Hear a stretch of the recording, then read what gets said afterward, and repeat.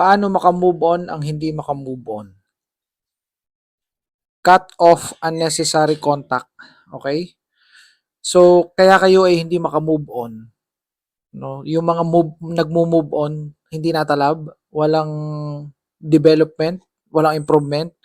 It's because yung mga contacts ninyo, meron doon na connected pa doon sa inyong exes or sa inyong ex.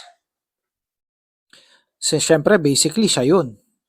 Ngayon, kung kinat nyo na yung communication nyo sa kanya, nag-no contact rule na kayo, pero yung kanyang mga kamag-anak or kanyang mga kaibigan, may contacts ka pa at nag-update pa sa'yo o tinatanong mo, no, na nakikibalita ka pa, yun ang dahilan kung ba't di ka makamove on.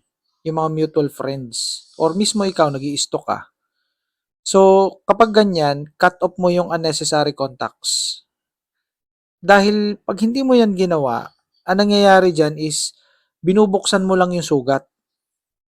Ang tawag dyan is reopening old wounds. Kaya hindi ka makamove on. So ngayong araw na to, ngayong gabing to, subukan mo na tanggalin yung mga contacts na connected sa kanya kung kaya mo.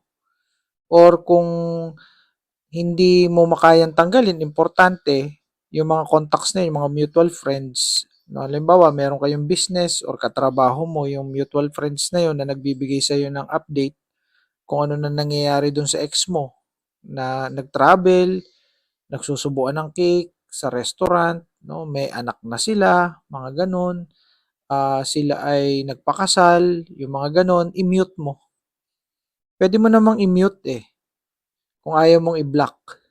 Ang importante dito, hindi ka na nakakakuha ng mga impormasyon. I-unfollow nyo yung mga common friends, yung mga kamag-anak kung ayaw nyong i-block. Hindi naman nila malalaman na in-unfollow nyo para lang hindi kayo makakita ng mga post coming from them. Kasi may mga gatherings yan may mga family reunion, mga gatherings, so makikita mo pa rin siya, tsaka yung kanyang yung bagong asawa niya, bagong jowa niya, o kung may anak na sila, so makikita mo yun hindi mo yun dapat makita, okay?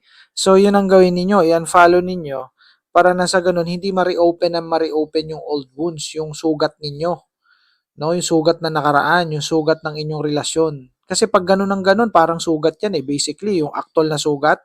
Pag lagi mong binubulatlat yon, lagi mo yung hinihipo, hindi yung gagaling. Kasi binubulatlat mo ng binubulatlat yung sugat mo So, huwag mong ganunin. Para magtuloy-tuloy yung healing process. Okay? So, mag-move on ka na ha. Mag-move on ka na. Bye for now.